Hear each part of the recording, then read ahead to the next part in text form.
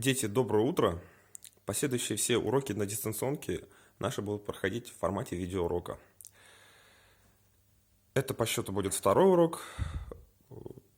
Каждый урок будем все усложнять и усложнять для более сложными предметами, более сложными объектами, шестигранник, какие-нибудь там, например, наподобие таких объектов будем еще пробовать лепить. Но пока что попробуем слепить вот такой объект. Чайник, такой классический.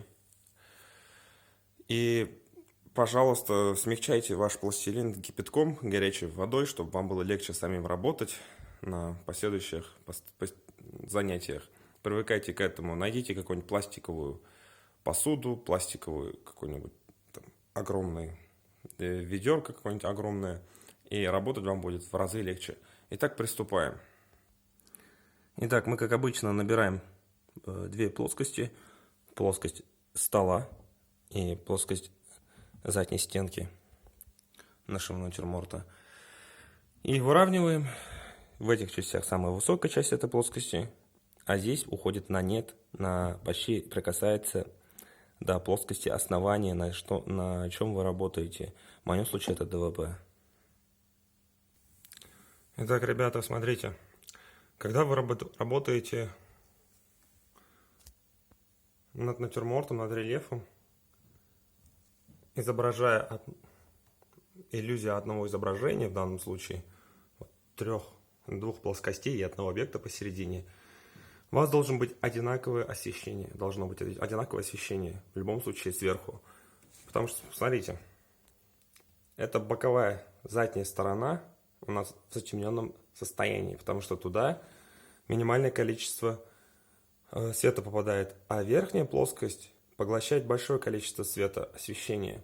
И она светлее, чем эта часть. И в данном случае мы создаем эту иллюзию. Если мы присмотримся, мы видим, что эта плоскость, которая создает заднюю плоскость, она темнее в данном случае из-за одного источника света. А эта часть, она освещенная максимально, насколько это возможно.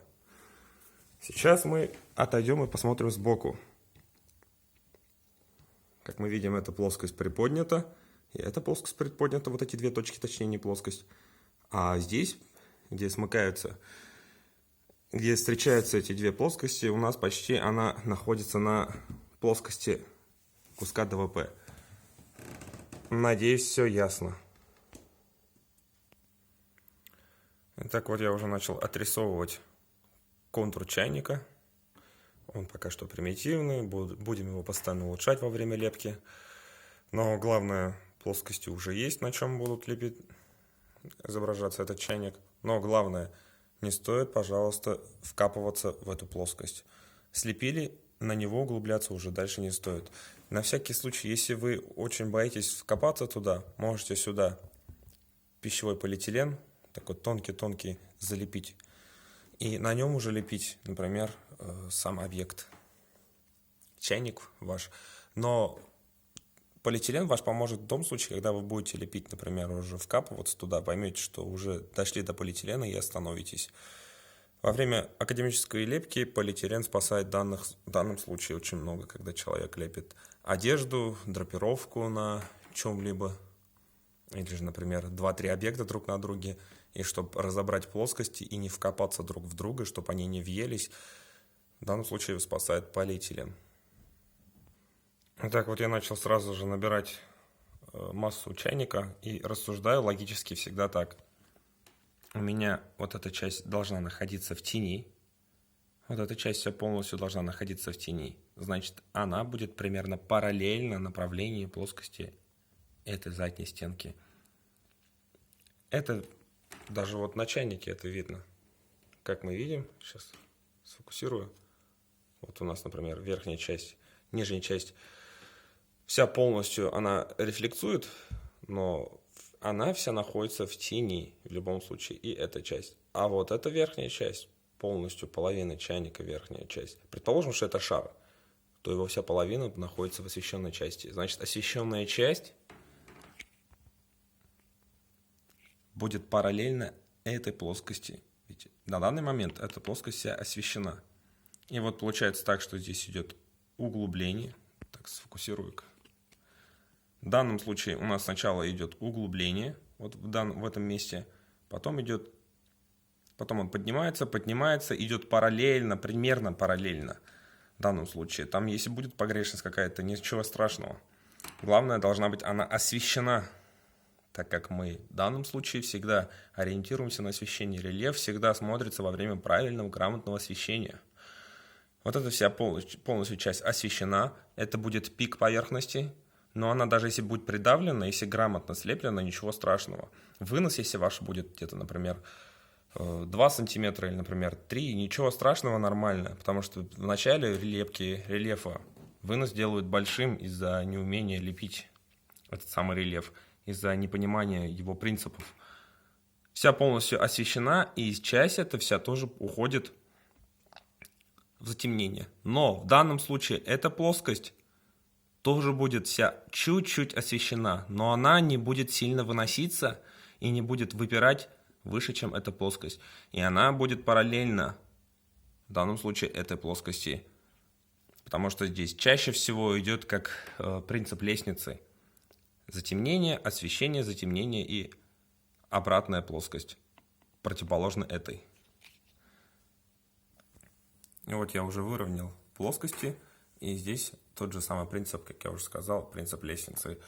Вот здесь можно прям надавить, но главное, если мы держим шарообразность этой формы, а потом контурно постоянно улучшаем и срисовываем с натурой, то в данном случае ваша работа будет улучшаться и улучшаться. Ведь мы же даже здесь видим, что верхняя часть вот вся полностью освещена, нижняя часть, где начинается у нас рефлекс, отражается нижняя часть поверхности стола, где у чайника, она вся полностью в тени находится. Чтобы у нас появился объем, мы изображаем таким образом чайник. Но смотрите, здесь самый сложный момент в вашем чайнике. Вынос, вот эту верхнюю часть, сейчас сфокусирует, вот эта верхняя часть вашего чайника, она должна придерживаться как самая высокая часть. Ведь вынос вот этой верхней части, горлышка, она не может быть выше этой плоскости, вот этой точки точнее, так скажем. Она в данном случае, если мы даже будем рассуждать логически, ведь если сбоку посмотреть на ваш чайник, вот здесь у нас будет ось, и даже если рассуждать, вот эта точка соприкосновения, она выше находится, чем эта плоскость. И если мы ее сплющим, в данном случае эта плоскость, вот эта точка, вынос и горлышко, она не выйдет наружу ни в коем случае. И самой высокой точкой все равно останется эта плоскость. Еще много раз я буду этот закон вам объяснять, чтобы вам было яснее. Тот же самый момент. Эта точка, вот эта плоскость нижней части ножки или там нижней части, вот основания, она не должна быть выше, чем эта плоскость и эта плоскость. Ведь если сбоку рассуждать, смотреть на чайник, она ведь находится в самой глубине. И выходит так, что если ее вытащить наружу, то у нас анатомия чайника полностью будет дробленой и непонятной. Итак, вот он наш чайник. И в данном случае я сделал вынос горлышка. Точнее, не горлышко, а как называется, тоже забыл даже. Ручки и, предположим, вот верхняя часть, боковая сторона. Эта часть, она должна быть ближе к вам, чем вот эта плоскость. Вот эта плоскость в выносе должна быть где-то около 1,5 миллиметров, наверное, по отношению от стены. Так как мы сейчас изображаем такую округлую часть, его иллюзию, и в данном случае они должны быть приплюснуты по сравнению с этой плоскостью. Если мы его сюда вытащим и начнем лепить, например, выше, чем эта плоскость, то анатомия чайника не будет правильной, грамотной. И в данном случае вынос этой части чайника, вот этой части чайника, и он должен быть даже чуть ниже, вот эта плоскость, чем эта плоскость, потому что она уходит в ту сторону, туда, вдаль, дальше, чем ежели вот эта плоскость. По какой причине так происходит? Мы должны рассуждать логически. Самая главная округлая часть чайника самая широкая, самая большая.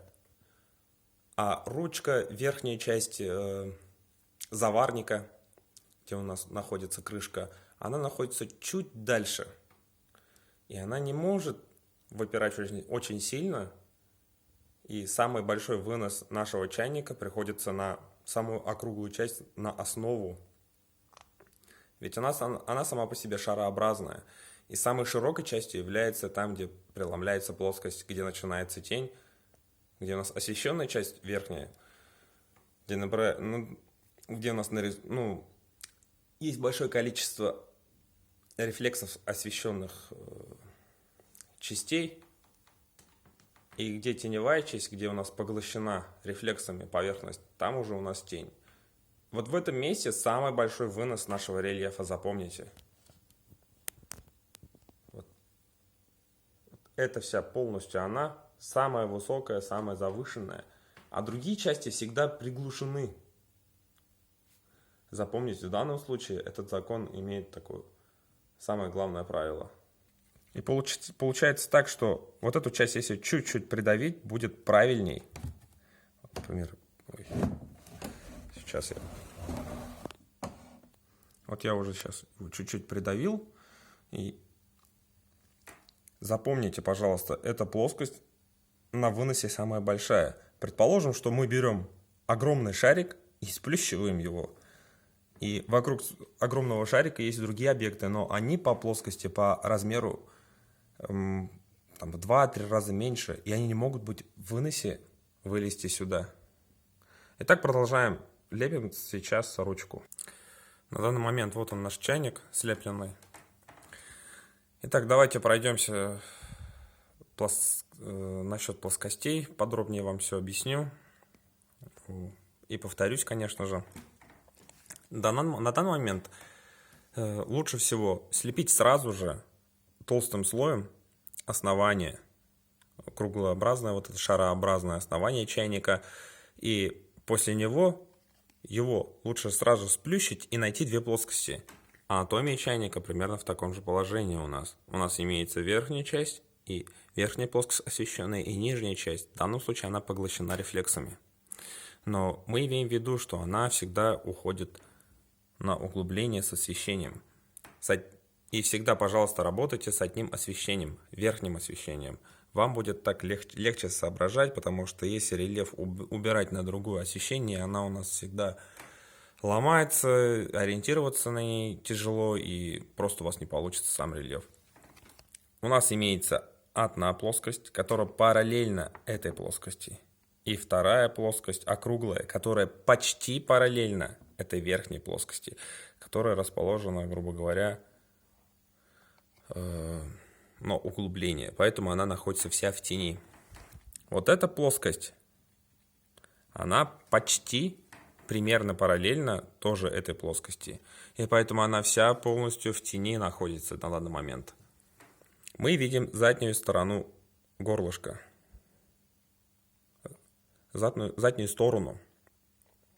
Эта задняя сторона у нас на выносе от задней плоскости стены имеет где-то около 2 мм.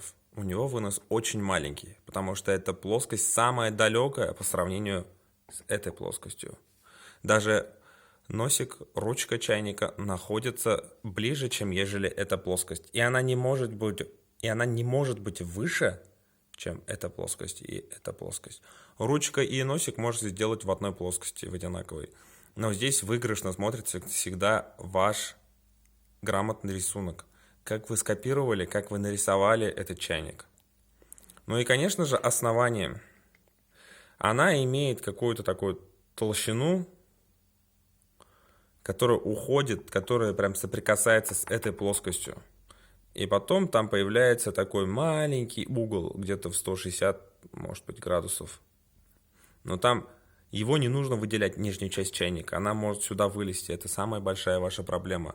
С ним нужно будет разобраться очень, помучиться, помудохаться. Но она самый сложный объект такой. если вот даже понять. Потому что по выносу она даже глубже, чем эта плоскость. Но даже если она у вас не получится, ничего страшного. Ну и, конечно же, сейчас на данный момент я вам положил сюда драпировку только для того, чтобы вы поняли направление всех плоскостей, что они друг от друга отделены, что одна плоскость имеет направление, например, ровно вертикальную, а плоскость стола имеет уже более горизонтальное направление. Итак, у нас осталась крышка и улучшение, постоянное улучшение контура чайника. От этого зависит восприятие зрителя. Так, вот он наша крышка, чайник, горлышко. И все это нужно постоянно улучшать, выравнивать. Как я уже объяснял, что нужно постоянно полировать, чтобы плоскости у нас были одинаковые, ровные. Вот у нас обычная вот карта, и ею работать очень удобно, легко и приятно. Вы можете вместо этого чайника брать другие сложные геометрические тела. Какой-нибудь, например, там вазу. Можете взять вот такие объекты, если вы в них, если они вам нравятся вот такие, наподобие такого. Можете с фотографией, рассуждая логически по моему принципу, например, работать по логике моих действий на этом видеоуроке. Но это всего лишь моя методология, она может быть еще сложнее. Я ее делаю более примитивной, более доступной для вас, чтобы вы понимали, как работать вам. И вот, например, с помощью такого освещения, которое имеется на натуре, вы можете добиться большого успеха в рельефе. Дальше больше будут сложнее, сложные задания рельефа. Будем лепить даже с натуры полностью не рельеф, а драпировку просто в чистом виде. Она более интересная, более такая, больше приносит даже физическое удовольствие, чем ежели просто рельеф каких-то геометрических тел. Но рельеф — это ваша программа, которую вы должны пройти. Надеюсь, вам что-то стало ясно. Задавайте вопросы, пожалуйста, спрашивайте большое. Вот прям отправляйте фотографии ваших работ, чтобы вам стало ясно, как работать. Я вам могу объяснить там ваши ошибки, где вы допустили недочеты, где вы допустили какие-то свои такие промахи. Я вам все подробно объясню. Все зависит только от вас. Вот я уже почти отполировал некоторые части, которые более-менее так находятся в таком плохом состоянии были.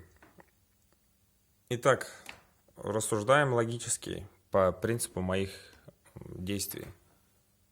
У нас имеется одна плоскость, вторая плоскость.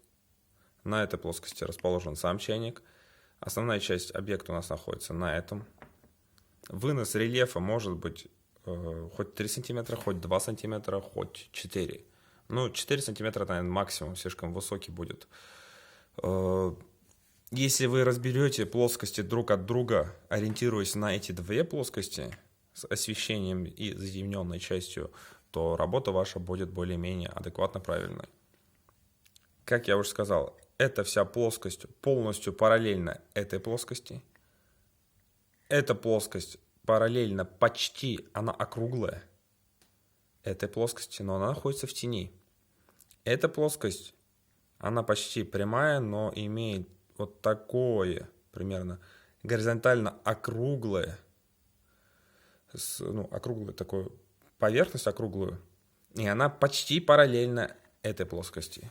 Эти ручка и нос у нас, они расположены с минимальным выносом и не находятся выше, чем эта плоскость. Эта плоскость самая завышенная, запомните, пожалуйста. Но самый низкий вынос рельефа, конечно же, у нас вот он.